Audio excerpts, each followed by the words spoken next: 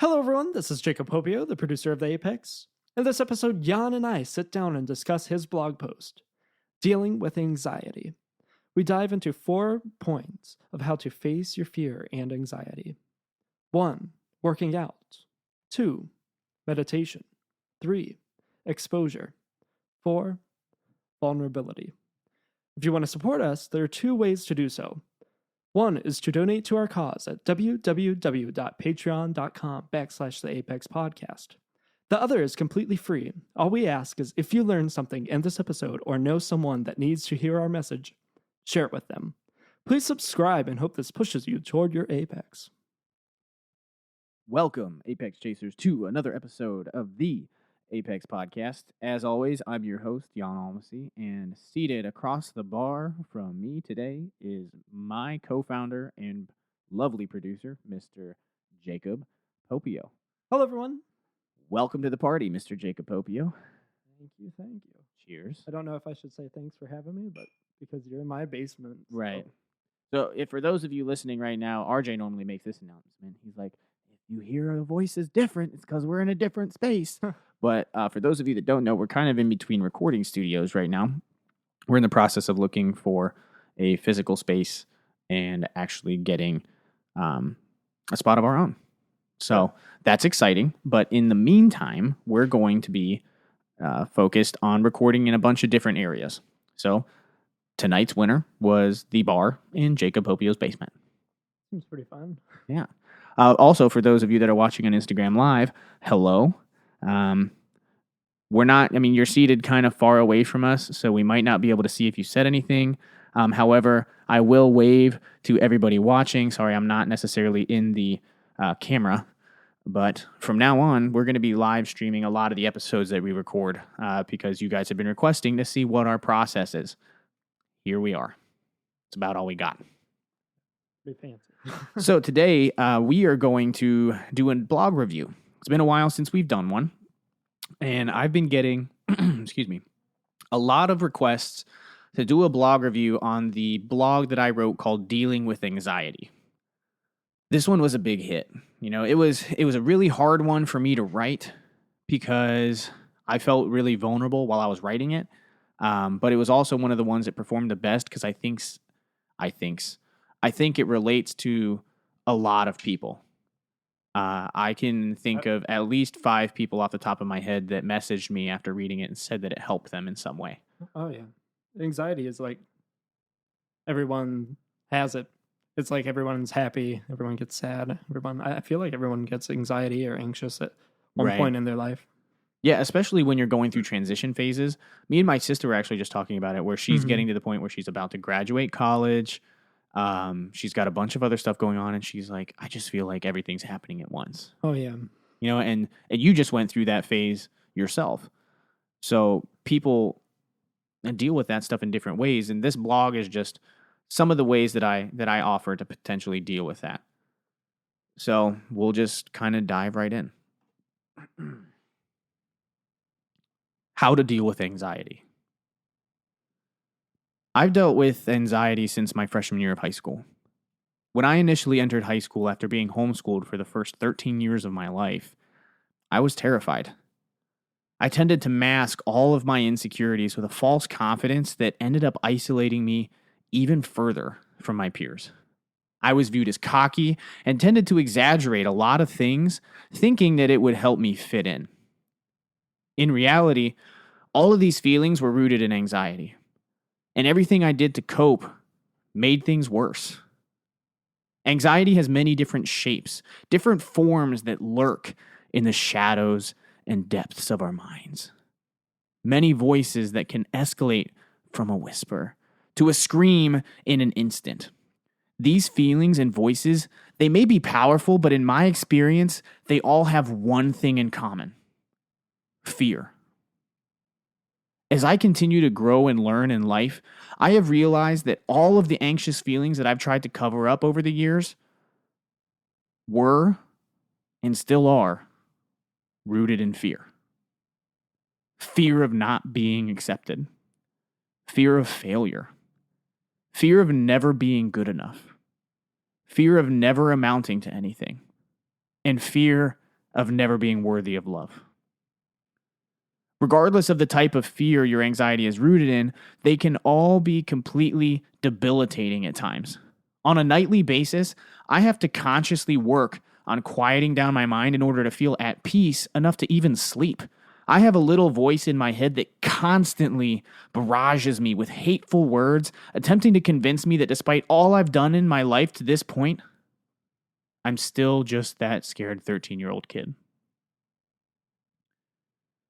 Today, I want to share with you some ways that I have personally learned to get that voice to go away, even if it's only for a short time. 1. Working out. This is a big one for me, and when I'm engaged in a physical activity, regardless of lifting, running, swimming, or whatever it is, my mind is able for a short period of time to go completely blank. Nothing else matters except for the workout I'm involved in. Another positive to this is that after a workout, I generally feel better about myself because I'm able to check something off of my to-do list. And physically, I feel more awake. 2. Meditation. Meditation has helped me in ways that I could never imagine. It's as easy as finding a YouTube video of some chanting monks or a thunderstorm or a guided meditation and sitting in a quiet place, taking 10 to 15 minutes out of your busy day to quiet your mind.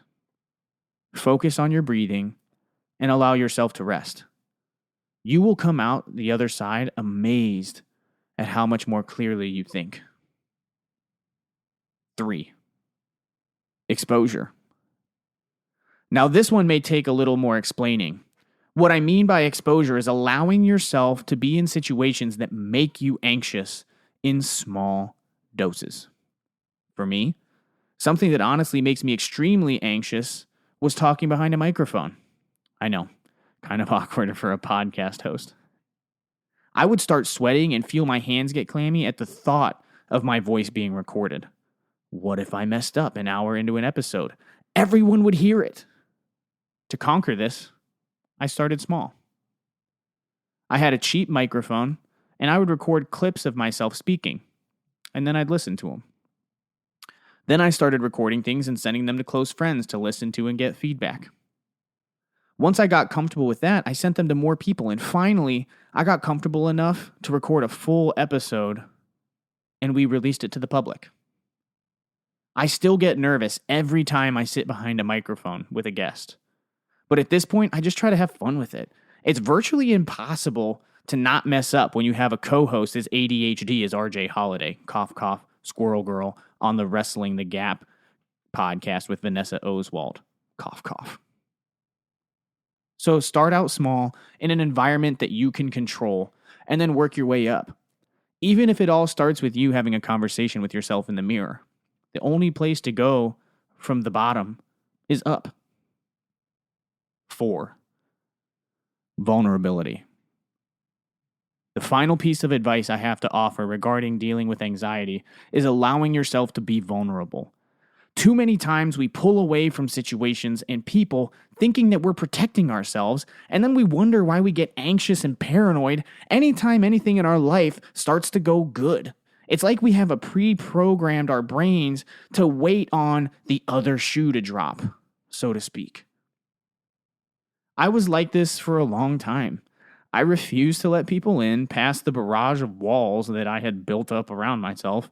I hated my flaws and despised anyone having access to them. To this day, daily, I struggle with allowing myself to be vulnerable. But it has been the biggest key in me starting to deal with my anxiety. Fear is rooted in a lack of vulnerability. It's like the further you isolate yourself from others, thinking that you're protecting yourself, the more anxious and fearful you become. You become more and more fearful of people's intentions. This is too good to be true. What is he or she up to? No one could be this nice. What do they say about me when I'm not around? Sound familiar? These same thoughts have crossed my mind 1,000 times. And the only way that I have figured out to start the journey in battling these voices is allowing myself to be vulnerable. I make an effort to talk about what makes me anxious, and in return, I listen when other people trust me with their problems. There's a lot that can be said in just having a simple conversation with someone and genuinely caring about their well-being. Start by just having a genuine conversation with friends. Thank someone for what they do for you, and don't expect anything in return. Trust someone with your flaws, and then listen to them if they choose to talk to you about theirs. If you don't feel like you have the ability to be vulnerable with anyone else yet, try being vulnerable with yourself. Like I mentioned earlier, stand in the mirror and talk to yourself about your flaws or insecurities. I know this might sound insane, but it's something that I do. I look at myself and I ask, why? Why are you feeling like this? I really try to close my mouth and just listen to what my mind and heart are telling me. Sometimes I can figure it out, and other times I can't. The important thing is that I allowed myself to put my insecurities out in the open. Even if you just start by being honest with yourself, little by little, the walls will come down. Realizing the benefit in having a deep relationship with other human beings will manifest itself in time. And eventually, you will gain the courage to trust other people. It'll be scary. I know. But you can do this. I believe in you. Ooh. Wow. I almost cried. I'm like sweating. That one was a hard one to write. I wrote that in the chapel up here in our local area. It's a 24/7 chapel. And I was feeling really, really down the one night. I couldn't sleep. And I just decided to drive to the chapel. And that's, one of the things that's my comfort place, being raised Catholic, is being in the chapel. And I had no idea what I was going to write. I had no idea what I was doing. And my pen just flew. And just went at it. All right, guys. So I'm going to grab the phone here and take a look at our Instagram Live, because we're going to shut that down. And we'll continue the episode here.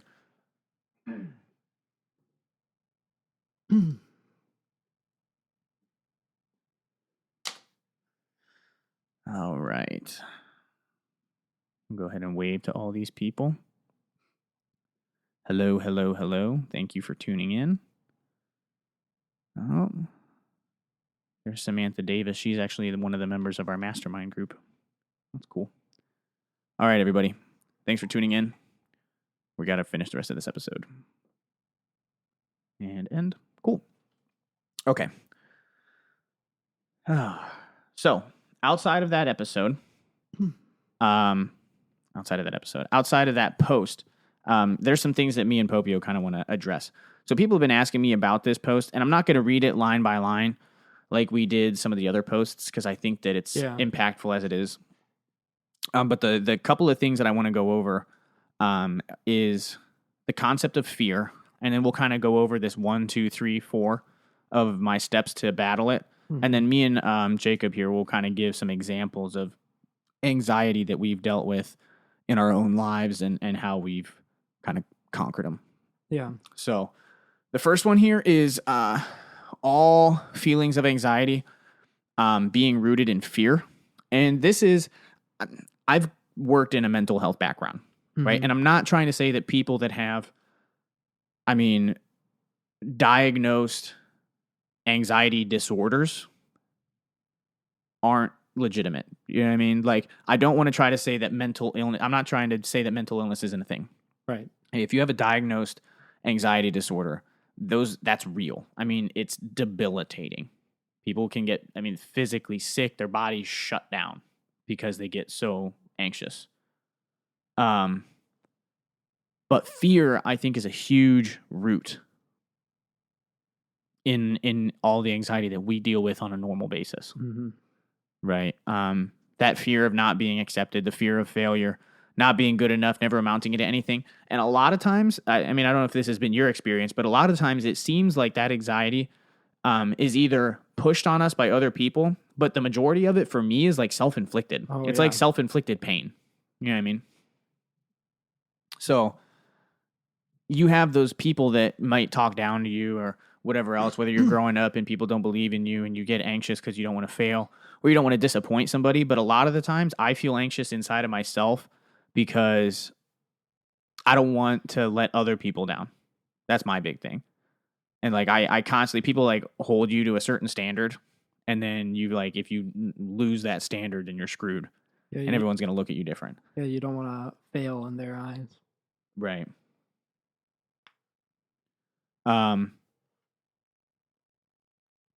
But I think the biggest one in there is the fear of not being worthy of love. Like that's a huge one because I think that kind of permeates into all the other ones. Well, and you mentioned a couple other things like your coping mechanisms before you found like the positive coping mechanisms. Oh, like the cover-ups? Like the isolation, the cockiness, and it just manifests into worse anxiety because you're ultimately not yourself. Right. And that all refers back to that acceptance, the fear of failure, not being good enough, or not amounting to anything. Right. So I think the first step to identifying your own anxiety is to see, sometimes when I'm most anxious, I feel like I'm not myself and I isolate myself, or you almost try to cover it up by being too cocky. And that's really relatable.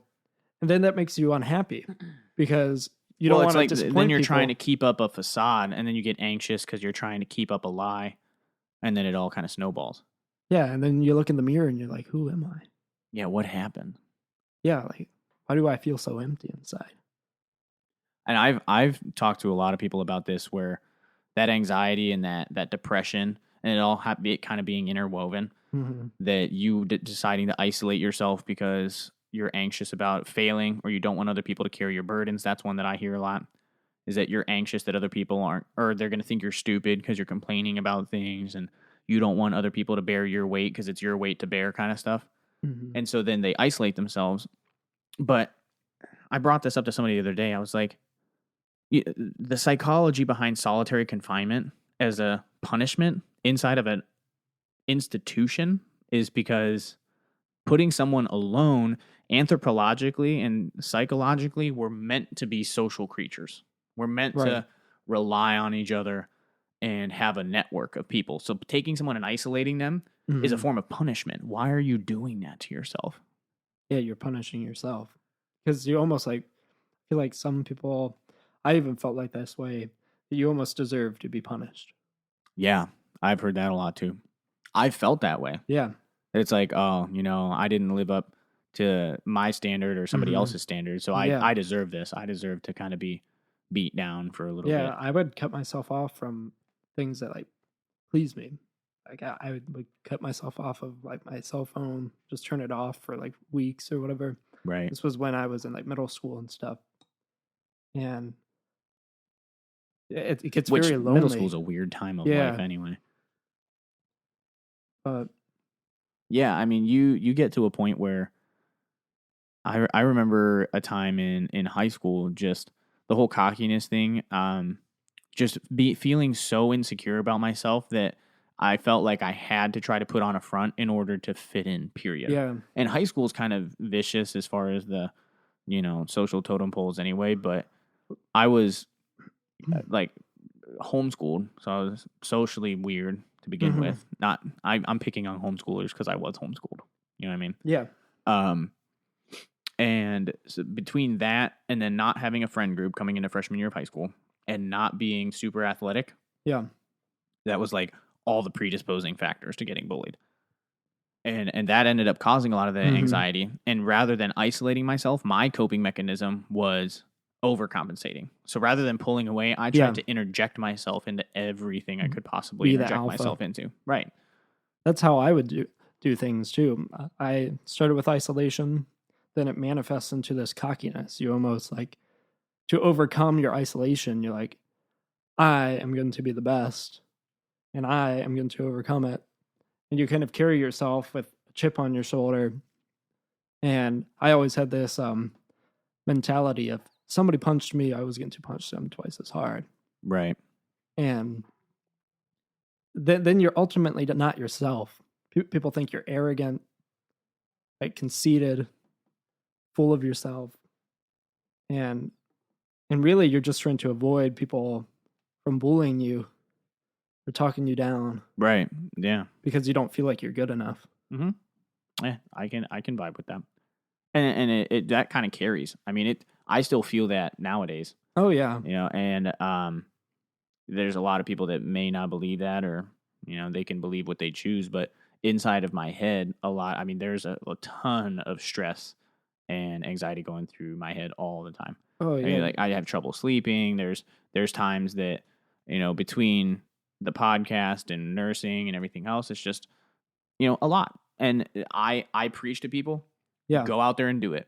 I love doing it. That the big thing for me, I'm not trying to let this episode kind of turn into just a vent sesh, but my big piece of advice is that if what you're passionate about is going directly head to head with what you're anxious about, your passion is going to win 10 times out of 10. Yeah. Every single time I have that little voice in the back of my head that's telling me that I'm not gonna, no one's gonna care about what I say behind the microphone or anything else. I'm so passionate about this and I love what I do that it doesn't even matter. I'm like, who cares if somebody, cares about what I'm saying or not? I love being behind the microphone.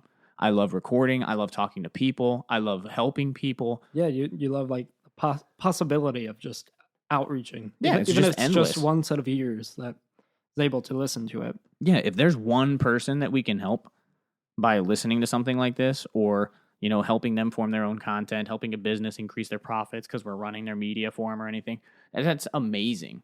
The ability, the fact that we have the ability to do this, when 3 years ago I started writing blog posts on Facebook, is baffling to me. And I'm like completely humbled by the fact that we have the listeners that we do. Yeah. It's absolutely insane. It starts to give you a whole new breath of life. It's a different perspective. Yeah. It's just a different perspective. Yeah, instead of feeling like a one-legged dog trying to make its way across the street, you feel like a bird that can fly sometimes, I guess. Right. So we'll kind of jump into some of the ways that we outlined here that I learned how to deal with some of this anxiety. So the first thing that I did was really, and I kind of wrote these in order of the times that I started doing them. And you'll notice that like the vulnerability is last, because I just recently reached a point in my life where I fully allowed myself to do that. And it's because there's some people that came into my life that just crashed a bunch of stuff down. And now here I am. So the first thing that I learned, and this was probably, senior year of high school, freshman year of college, this kind of started the journey, was working out, right? And it's not for everybody.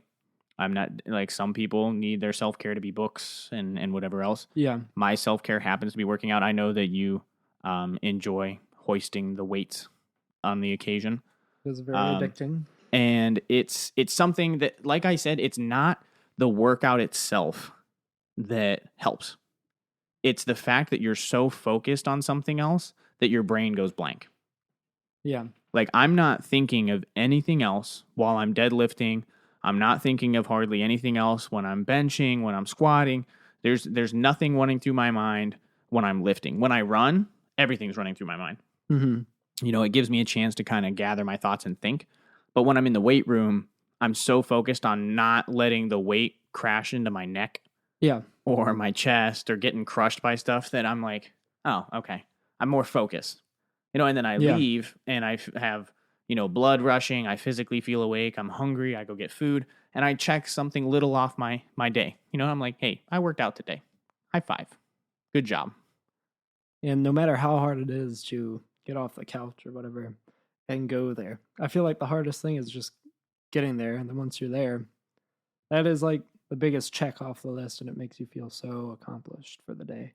I feel like we're designed, like anthropologically designed to go out and do something. You know, we were hunters and gatherers at one point. So you're constantly on your feet, grinding out life. And I feel like if you're just sitting around, you have more time to let things manifest. You're your own worst enemy. I feel like that is how like working out has helped me so much. If I'm at home, I'm going to be like, I don't know, studying, playing music or something. But your mind is still so engaged. Right. Well, there's a quote by Socrates, and I'm going to kind of adapt it a little bit. So this was written in obviously in ancient times, so it's very masculine based. But he says, "No man has the right to be an amateur in the matter of physical training. It is a shame for a man to grow old without seeing the beauty and strength of which his body is capable."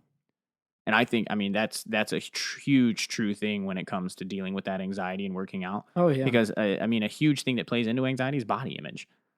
And when I first started working out and stuff like that, that was one of the big reasons why I did it, because I wanted to aesthetically look okay, like decent, and I wanted to be strong, and I wanted to be able to, say, I can lift this much, and you can't lift as much as me. Yeah, my nickname was Bones when I grew up. I was a little skinny rail type thing. Yeah, now we're virtually the same size. But you have that body image. It's such a positive thing. If you go in and just work out a little bit, you go on a walk, you go on a run, anything like that is going to help. You literally feel better. If you go and like lift biceps or whatever, I literally feel like my biceps are bigger. Like granted, it's the pump, but I feel it even like the next day, even the next week, I can lift a little bit more. And for me, it's not necessarily the pump. It's like that feeling of tiredness. And I'm like, I put in some work. Whether it's boxing that I don't get to do very often now, lifting, running, swimming. When I get done with a workout and I'm like, man, that was tough. I'm like, sweet. Yeah. A good way to start my day. Very positive. Yeah, and a good way to end your day too. If you like had a crap day, if I had a horrible day at work, I start craving the gym at this point. Like if I get really pissed off and I want to go do something, I'm like, man, I really want to go lift right now. Yeah. Well, it's better than just sitting around and feeling mopey for yourself. Exactly. Well, the thing is, though, is when you go home, you sit around and you feel mopey for yourself. You eat 4 bowls of cereal and a family-sized bag of Lay's potato chips. You wake up the next day and you feel like even worse about yourself. You're like, man, I can't believe I ate that much. Yeah. And then you move on, and it's just a horrible cycle. Eating 4 bowls of Lucky Charms isn't the worst thing in the world, though. Yeah. You can just shoot yourself some extra insulin, and it doesn't matter. Just goes right into the muscles. Yeah. Yeah. Okay. But another thing that you kind of pointed out there was the working out and then checking off your to-do list. I think writing a to-do list for the day or for the week or goals really helps anxiety. Because if you're just swimming in all of these actions or things to do without knowing that you have accomplished them, it feels overbearing sometimes. But if you have like a little to-do list, check it off on that list, that tangible list, that's really positive, because you can be like, oh, your list is starting to diminish. I think that's very positive. Oh, I agree 100%. As you start to check things off of your list, it makes there's just something gratifying about it. I think it lessens the anxiety. Yeah. You're like, oh, that's one less thing. Yeah. One less thing I have to worry about. Well, some people aren't list people. I'm definitely not a list person, I guess. My dad is. Yeah, I can't do lists. No. He has like checklists for every day. He's like, hey, look at everything I checked off for today. I was like, oh gosh. That would give me anxiety. Yeah, I feel like having a checklist would freak me out. I can't do that. I'm too ADHD. Yeah, I feel that. Okay, so number 2, meditation. So I don't know how much.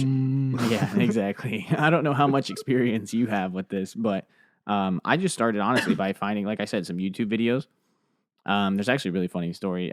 My old roommate, Jacob Sowers, he actually walked in on me. I was laying on the couch listening to Gregorian chant, just kind of zoned out, Yeah. and with like a candle lit in the dark. And he walked in and he hears monks singing Dona Nobis Pacem. And he was like, oh no, it wasn't Dona Nobis Pacem. It was Da Pacem Domine. Yeah. And so he hears monks singing in Latin. He was like, what is going on? And That's why people think Catholics are like culty. yeah. So he was like freaked out. But it was one of the things that just allowed me to zone out. And the crazy thing is that I would do like 15-minute meditations or 10-minute meditations throughout the day when I was in nursing school and I was trying to balance everything. And those 15-minute meditations felt 1,000 times better than a 2-hour nap. Oh, yeah. Because I was so in the zone and so relaxed that, and you know, sometimes you lay there and try to take a nap and you're gone for an hour and a half, 2 hours. You wake up feeling worse. But like a 15-minute meditation always helped me kind of re-find my center. I have never really did any meditation until recently. I took a class of like Catholic traditions and heritage at Walsh, and we learned about extended prayer and like the rosary. It's like a 15-minute prayer, and it's repetitious. And for our Protestant friends, another prayer that you can do is the Jesus prayer. Have you ever done the Jesus prayer, Jan? Mm-hmm. Yeah. Yeah, the Lord Jesus Christ, Son of God, have mercy on me, for I am a sinner. Right. And Dr. Gerber actually said, if you pray that, breathe in Lord Jesus Christ, Son of God, while you like say those words in your head, and then you breathe out, have mercy on me, for I am a sinner, because you're like breathing out your sins. Right. Or your ill feelings. And I tried that. I was like kind of skeptical. I grew up Protestant and then converted into Catholicism. And after doing that, you feel so relieved, or like a weight is lifted off your chest. Yeah, I'm clicking the pen. Yeah, no, I definitely feel like there's a weight lifted off your chest. Anytime I did the meditation or prayers, or you know, if that's your thing and you're religious, yeah, I think it's a huge asset to use. Don't be afraid to, like I said, I wrote this post in a chapel at 1:00 in the morning. Yeah. Well, even if you're not religious, you don't want to pray, I think even just sitting 15 minutes of silence. No, we're constantly just being alone with yourself. Yeah, we're constantly connected into the inner workings of the interwebs. You know, listening to podcasts. Yeah, listening to podcasts. TV is always on. There's always something in the background. Some stimuli in the background. Yep. So if you can lock yourself in your room and just sit there. They have those cool like quiet sensory deprivation tanks and stuff too. Those are really, really sweet. I know there's one in our area. Yeah. But I mean, you can do that, like you said, just in your room. Just shut the door. Don't have any outside sound. You can sit in pure darkness, or just light a candle. Just watch it flicker. Like, flames are mesmerizing, I think. It's just... Oh, I agree. Like that flicker. It's like, how is that doing that? Mm-hmm. And just kind of, just let yourself fade out. It's like its own state of matter. It's plasma. I love it. I love fire too. Okay, so that's all for meditation there. And then we'll kind of move into exposure. So number 3 is exposure. And I said that this would take a little bit more explaining because I don't want people to think that they have to walk up to the cliff of their anxiety and jump off. Yeah. Like, that's bad. You don't want to do that, because I know a lot of people that are anxious, including myself. Mm-hmm. And if I'm anxious about a decision, the only time that I can't like be slow and evaluate the situation is if there's like something acutely happening on a nursing floor. Mm-hmm. You know, and most of the time I defer to more experienced nurses and stuff. But like if someone's actively coding, I'm not going to be like, oh, well, I can't act because I'm anxious. But if you have the time, what you should do, if it's whether it's public speaking or it's you want to start a podcast or you want to try to apply for a job. Is that a frowny face on your forearm? Yeah, Tori didn't want to go to school. That's funny. Okay. I feel like RJ's here in spirit, making me squirrel. Love you, buddy. Hope you're sleeping. But God, I totally derailed myself there. Damn you, frowny face. Where are we at? Oh, small doses. Okay, so whether you want to get a new job or you want to start a podcast or any of that other stuff, start by doing stuff small. In a Oh yeah. place that you can control. That's the thing. If you can control the situation, like you're in your room, you're in your house, and you can look in the mirror, talk to yourself, or write something, read it back to yourself, record yourself speaking, listen to it. There's a lot of different ways that you can expose yourself to what that fear feels like before you jump out. Well, I used to have a horrible fear of talking to people. I've mentioned this in a prior podcast, but what I did is I practiced. Like before, I hated talking to strangers or even like people I knew. It made me like so anxious. And so what I did is I went into Starbucks like every day for a good year or so, like starting out for college. Hashtag gold card. Yeah. Gold member.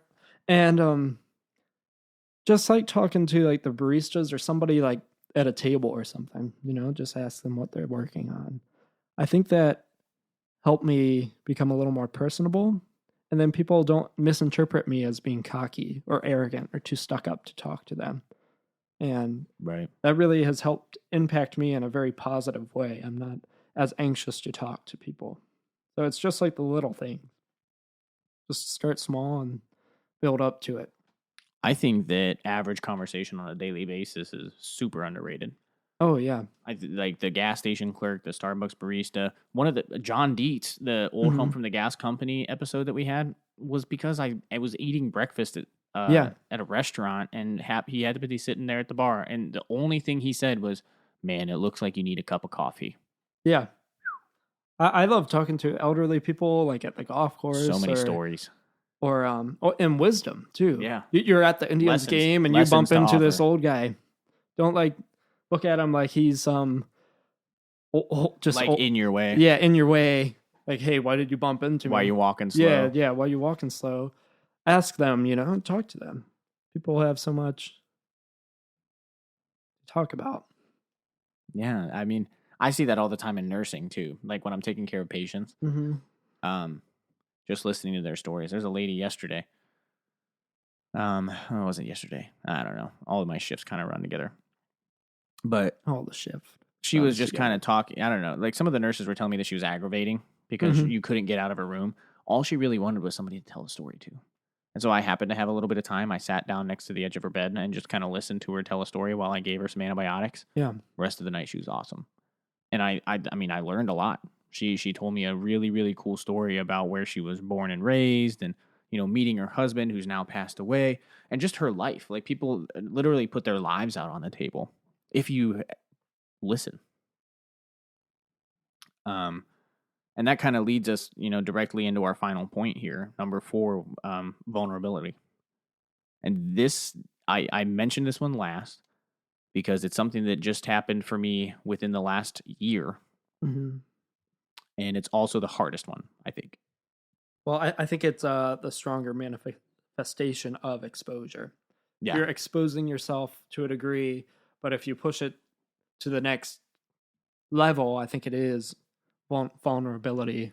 Yeah. You're putting yourself in a vulnerable state. Mm-hmm. It's uncomfortable. Yeah, and the biggest thing is that people think that vulnerability is like telling everybody your secrets, and it's not. No. It's not. It's not laying yourself completely out on the table. I mean, there's a couple of people that you should be able to do that with. Mm-hmm. You know what I mean, like you, I have RJ, Helena. There's very few people that I feel, my sister, my brother. There's very few people that I have the ability to do that with. Because it's tough. You know what I mean? And you shouldn't be completely open and transparent with everybody because, I don't know, like that just takes a lot of time. Fillet you. Yeah. Well, and nobody's going to know your entire life. My dad's been married to my mom for 25 years and says that he still figures things out about her every week. Mm-hmm. I mean, like it's not possible. No matter how much you want it to be possible, it's not humanly possible. Unless you have like an identical twin or something. Right. Right. What is possible, though, is being vulnerable and being able to listen. Yeah. Right. And that's kind of what I'm getting with. There's so many people that I know that get annoyed when, a friend tries to talk to them, or they try to reach out to somebody and they don't answer back, or whatever else. And it's like, why wouldn't you let that person vent regardless of what they've done in the past? Mhm. Like, if they're texting you and they're venting to you, there's a reason why they're complaining. So try to figure out what the deeper issue is. Allow that person to be vulnerable with you, and then you might get to a point in a conversation where you get to share something that makes you feel vulnerable, but they can help you with, and you can help them with their vulnerability, and then it's positive. But if someone starts opening up to you and you shut down, then they feel like they can't be vulnerable. You feel like you can't be vulnerable. And then all that happens is you stay at like the fist bump stage of friendship and your acquaintances. You don't actually get to know each other any better. Well, and nothing's more deflating than exposing yourself to someone and they just don't see it. They write it off, yeah. Yeah, they write it off. And you're like, well, I feel really stupid for like trying to impart trust in you. Right. And one of the other thing inside of this, like the second half of the vulnerability piece that I say is that fear is rooted in a lack of vulnerability. Mm-hmm. And the entire reason, like, this is for me personally, obviously, right? I'm not trying to apply this to a whole bunch of people or to the vulnerability in general. But for me, fear is what completely blocked all my vulnerability. It was the fear of things being too good, or wondering what people were up to behind the scenes. What did people think of me when I wasn't around? People being too nice, or the situation just being, like I said, too good to be true. That was the main one for me. It ruined relationships. It ruined ideas. It ruined everything. Even to this day, me being able to sit here right now and record with you feels like it's too good to be true. Right? That happens to me all the time. I'm having conversations with companies, and we're going to start working with companies and all that other kind of stuff. I'm like, what in the hell is actually happening right now? Right? It's like, oh, this is too good to be true. And I feel that voice kind of being like, all right, wait for the other shoe to drop. Yeah. Everything's going too good. Well, you've even mentioned like you oftentimes don't feel deserving of it. Yeah, no, I don't. And if you put the work in, I think a lot of people do deserve what they work for or work towards.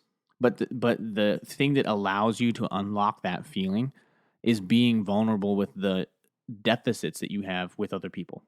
Mm-hmm. The reason why I'm able to sit behind this microphone and talk about this right now is because I have allowed myself to be vulnerable with a group of people, including our listeners, and, more vulnerable with those that are really close to me.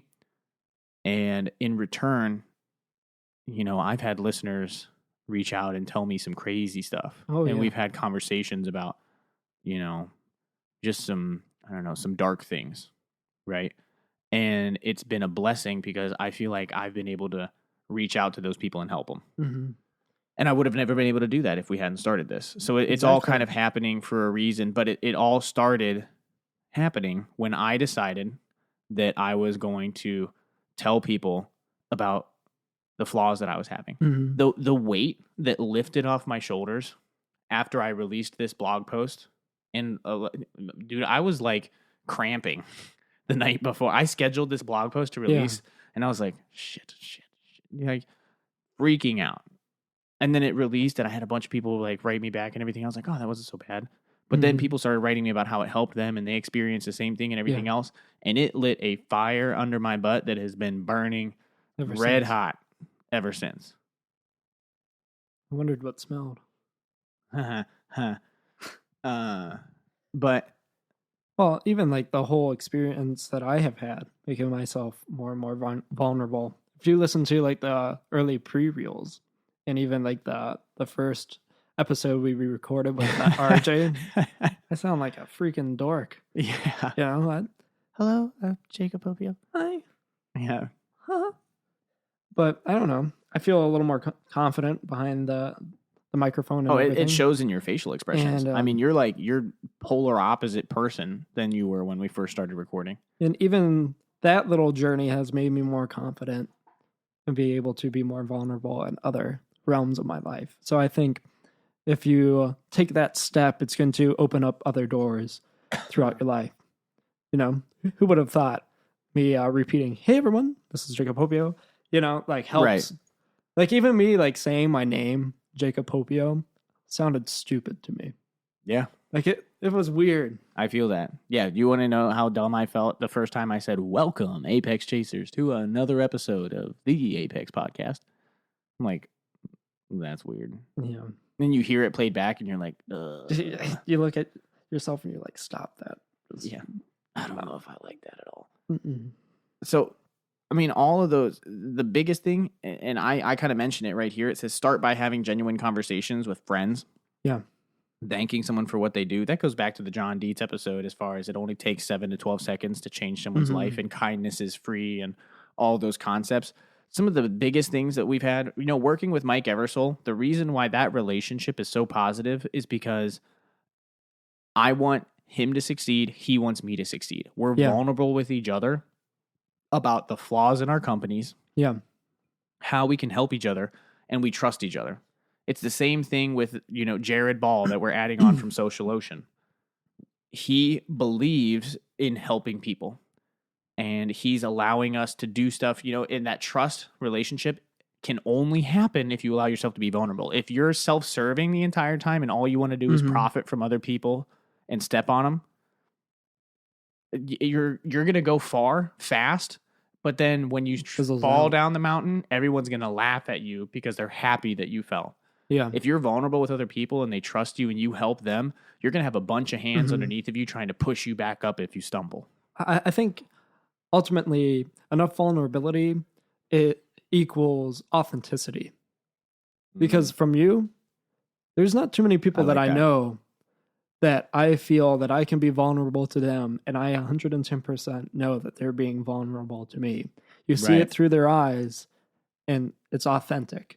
Like I believe 110, 120% that you have my back because you are authentic. Right. And I think being vulnerable enough to people, showing them like your heart of hearts, I think that shows that you're authentic. And I don't think a lot of people want to travel along this earth and be fake. Right. Well, we're seeing that in the world right now. One part of the reason why I love podcasting as a medium is because it allows people to be vulnerable with each other and share stories. When social media first happened, everything was sugar-coated. Yeah. Well, not maybe when it first happened, but as it slowly developed, I'm thinking we're looking at like the 2010 time frame. In that time, it was picture perfect, Instagrams, filters. You had the better post statuses about you doing positive things. Yeah. Everybody wanted to paint this picture perfect life, and it made people feel unauthentic. Chasing the likes. Right, and they were chasing the likes, and that they actually have diagnosed, mental illnesses surrounding social media based off of other people liking your content. Yeah.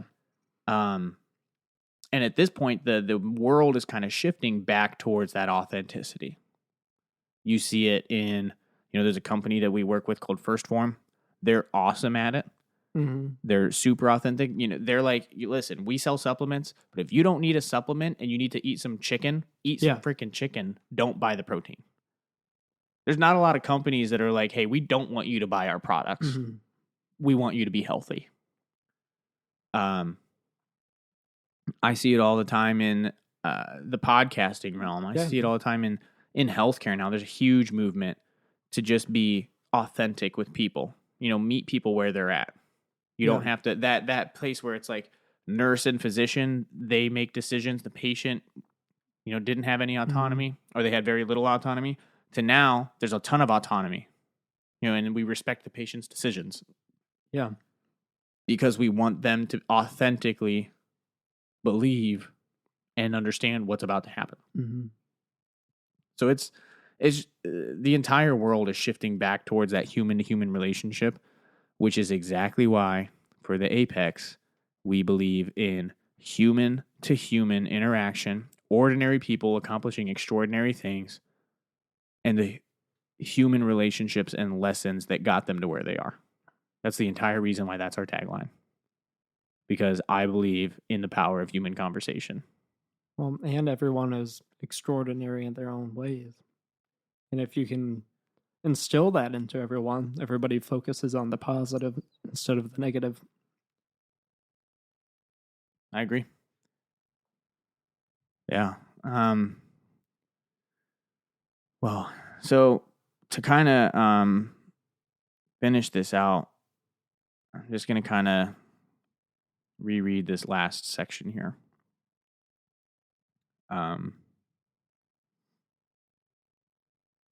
Just because I think that this is what people, my gut's telling me this is what we need to say. So if you don't feel like you have the ability to be vulnerable with anyone else yet, try being vulnerable with yourself. Like I mentioned earlier, stand in the mirror and talk to yourself about your flaws and insecurities. I know it might sound insane, but it's something I do.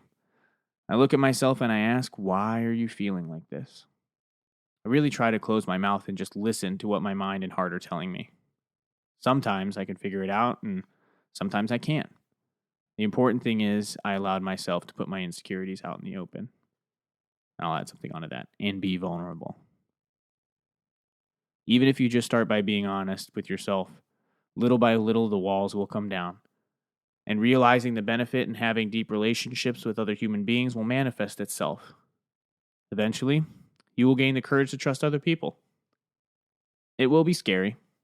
I know. But you can do this. I believe in you.